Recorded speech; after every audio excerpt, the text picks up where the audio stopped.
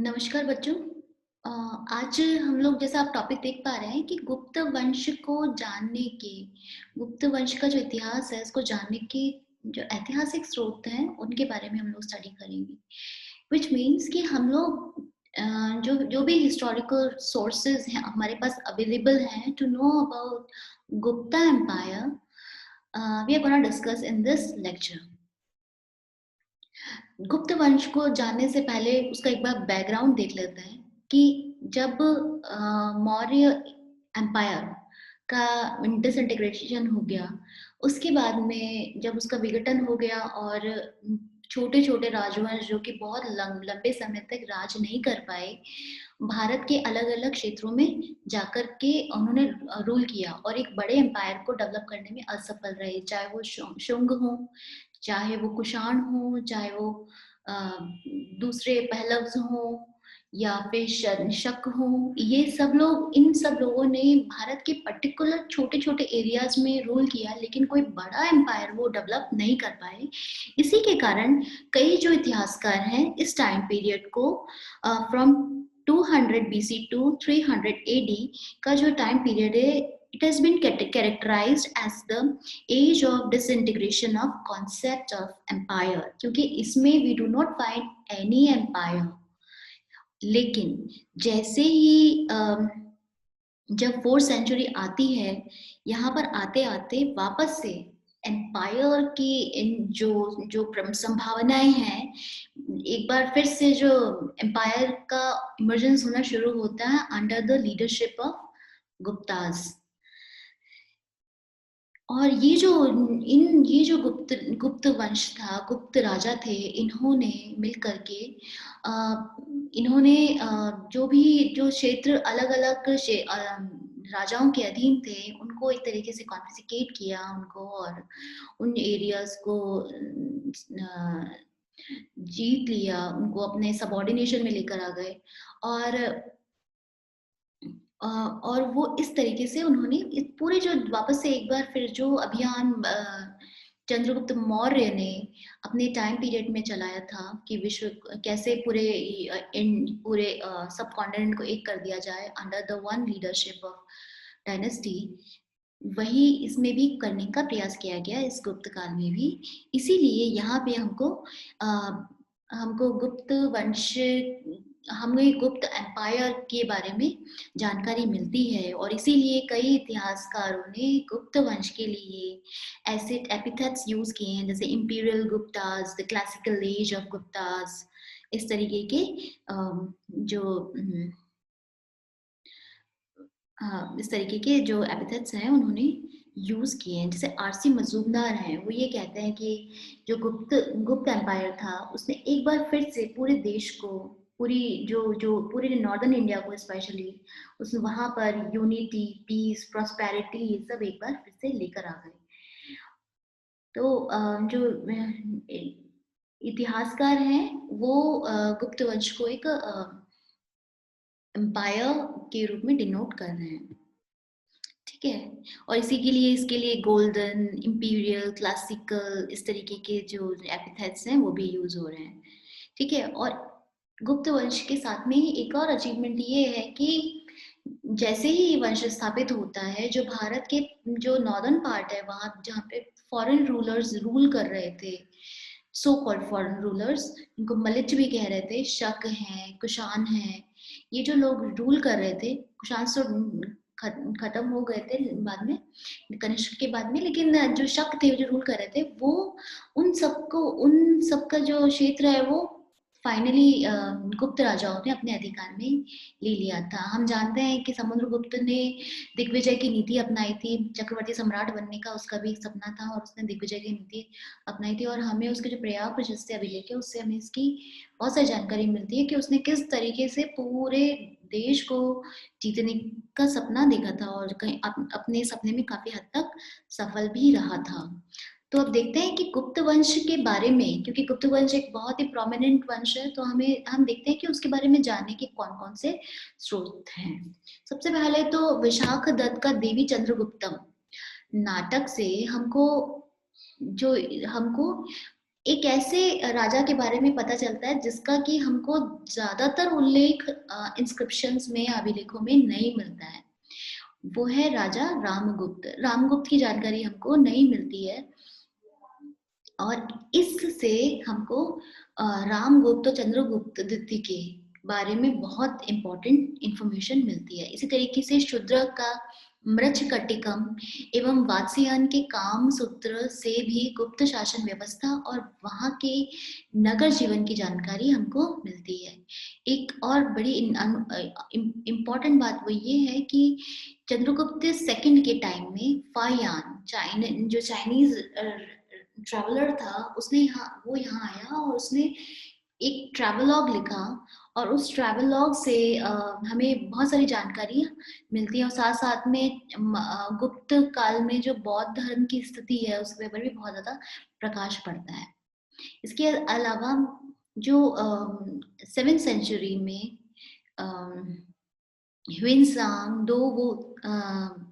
हर्षवर्धन के टाइम में आया था, लेकिन उसने भी गुप्त वंश के इतिहास के ऊपर बहुत सारी जानकारी दी है, और साथ साथ में उसने कुछ गुप्त राजा हैं उनका भी विवरण दिया है। इसके अतिरिक्त हमको पुराणों से, जैसे वायु पुराण है, वहां से हमको जानकारी मिलती है, और इसके अलावा जो हमें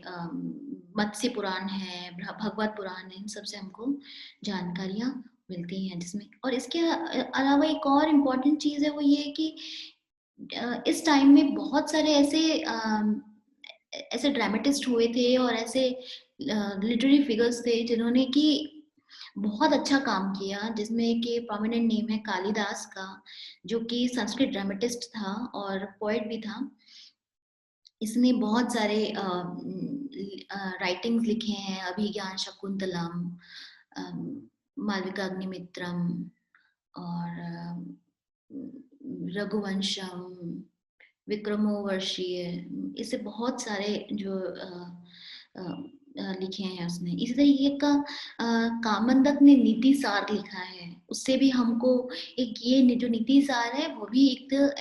स्टेट ट्रीटीज पर ही बनाया हुआ एक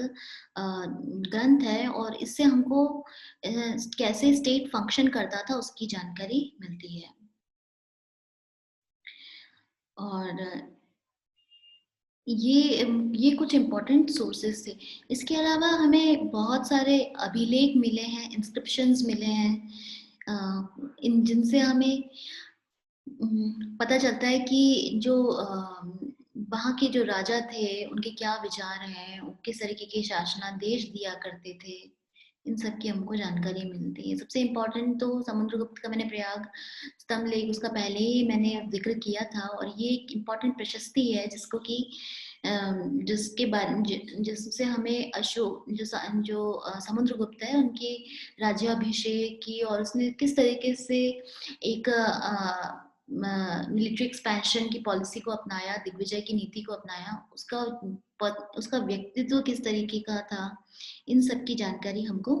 मिलती है। इसके अतिरिक्त चंद्रगुप्त द्वितीय की दिग्विजय की जानकारी भी हमको उदयगिरी से प्राप्त एक केव इंस्क्रिप्शन है उससे मिलती है। इसके अलावा स्कंद गुप्त का भीतरी स्तंभ लेख है, उससे भी हमें हूण जब भारत में, मतलब जब गुप्त एम्पायर अपने डिक्लाइन की तरफ जा रहा था, उस समय हूणों ने आक्रमण किया था, उसकी जानकारी हमको इस अभिलेख से मिलती है। और इसके अलावा प्रभावती गुप्ता का अभिलेख, वो तो है ही, उससे भी हमको काफी सारी जानकारियां मिलती हैं। इसके अतिरिक्त सिक्के सिक्के बहुत इंपॉर्टेंट हैं to know about the personality of a particular king. जैसे हमको समुद्रगुप्त के जो सिक्के मिले हैं उनसे हमें वीणा बजाते हुए मिला है, किसी पे वो सिंह पे आरूढ़ है, अश्व पे आरूढ़ है, इस तरीके के हमको के सिक्के मिले हैं, डिपिक्शन मिला है उसमें राजा का, तो उससे हमें उसकी अभिरुचियों के बारे में, उसके एरिया ऑफ इंटरेस्ट के बारे में हमको जानकारी मिलती है। इसके अतिरिक्त हमें चंद्रगुप्त फर्स्ट के सिक्के मिले हैं जिसमें कि उसमें जिसमें कि राजा और उसकी जो वाइफ है कुमार देवी, दोनों का ही डिपिक्शन किया गया है। डिपिक्शन उसमें उनका डिपिक्शन किया गया जिससे पता चलता है कि चंद्रगुप्त मौर्य के लिए this matrimonial alliance was very important, हमको इसकी जानकारी मिलती है। और साथ ही साथ में ये जो कॉइन्स हैं किस तरीके के मेटल से बने हुए हैं, किस तरीके से इनको बनाया गया है, क्या टेक्निक यूज हुई है, किस तरीके से इसको मिंट किया है, इन सब से हमको उस समय की जो इकोनॉमिक और फाइनेंशियल पोजीशन है, जो पूरा पूरा सिनेरियो है वो सामने आ जाता है। जैसे कि समुद्रगुप्त के जो सिक्के हैं वो गोल्ड में बने हुए हैं, और जो बाद के जो सिक्के हैं वो उतने अच्छे नहीं है और इंफीरियर क्वालिटी के हैं। तो हमें पता चलता है कि इन द लेटर टाइम्स गुप्त एज में जो इकोनॉमिक प्रॉस्पेरिटी थी वो धीरे धीरे कम होने लगी थी, और जो इकोनॉमिक कंडीशन वो डिटोरिएट हो गई थी। साथ ही साथ में कुछ सिक्कों पर अश्वमेध यज्ञ का सिंबल मिला है, जिससे हमको पता चलता है कि यहाँ के जो राजा हैं वो अश्वमेध यज्ञ करते थे, और उससे हमें और वो दिग्विजय की नीति को अपना रहे थे। इसके अलावा हमको बहुत सारे ऐसे इंस्क्रिप्शंस मिले हैं, इंस्क्रिप्शंस के बारे में मैं बता ही चुकी हूँ, और बहुत सारे स्मारक मिले हैं जिनसे हमको उस समय की वास्तुकला के बारे में, जो कि उनका आर्ट एंड आर्किटेक्चर है, उसकी डिटेल में जानकारी मिलती है। और you will be very surprise to know कि हमें सबसे पहले जो मंदिर जो कि हमारी आज धार्मिक आस्था का एक महत्वपूर्ण केंद्र है, मंदिरों का सबसे पहले निर्माण इसी काल में, गुप्त काल में ही होना प्रारंभ होता है। तो यहाँ पे जो मंदिर है वो यहाँ पे उनका एक तरीके से इमर्जेंस होता है, और भूमरा का शिव मंदिर है, तिग्वा का विष्णु मंदिर, नष्टा कुठारा का पार्वती मंदिर, ये बहुत ही प्राइमरी मंदिर है और बहुत ही प्राइमरी इन स्टाइल। लेकिन ये सच में ये क्योंकि पहली बार हमको मंदिर का रूप हमको यही देखने को मिलता है, तो इसलिए ये बहुत ही ज्यादा महत्वपूर्ण है। इसके अलावा हमें बहुत सारी मूर्तियां मिलती हैं, और साथ साथ में हमको बाघ की जो गुफाएं हैं, चाहे वो ग्वालियर में मध्य प्रदेश अजंता की कुछ गुफाएं गुफाएं जो कि गुप्त काल, अजंता की कुछ जो चित्र हैं वो भी गुप्त काल के माने गए हैं, उन सब चित्रों से हमको उस समय के जो लौकिक जीवन है उनकी जानकारी मिलती है। अजंता के चित्रों से भी हमको लौकिक जानकारी के साथ साथ में एज वेल एज बुद्धिस्ट जो धर्म है, बुद्धिस्ट जो जो परसेप्शंस है उनकी जानकारी हमको मिलती है। तो बहुत सारे सोर्सेज हैं जिसके माध्यम से हम गुप्त काल को पढ़ सकते हैं, समझ सकते हैं, और उनको हम बता सकते हैं कि उस समय क्या सिस्टम रहा होगा। क्योंकि बीइंग अ हिस्टोरियन हमारी ड्यूटी ये है कि हम जो भी हमारे सामने फैक्ट है उनके फैक्ट के बेसिस पर ही अपनी बात को रखें और उसको सत्यापित करने का प्रयास करें। तो यही हम इन सोर्सेस के माध्यम से हम गुप्त काल को वापस से रिकंस्ट्रक्ट कर सकते हैं पार्शियली। आज के लिए इतना ही, धन्यवाद।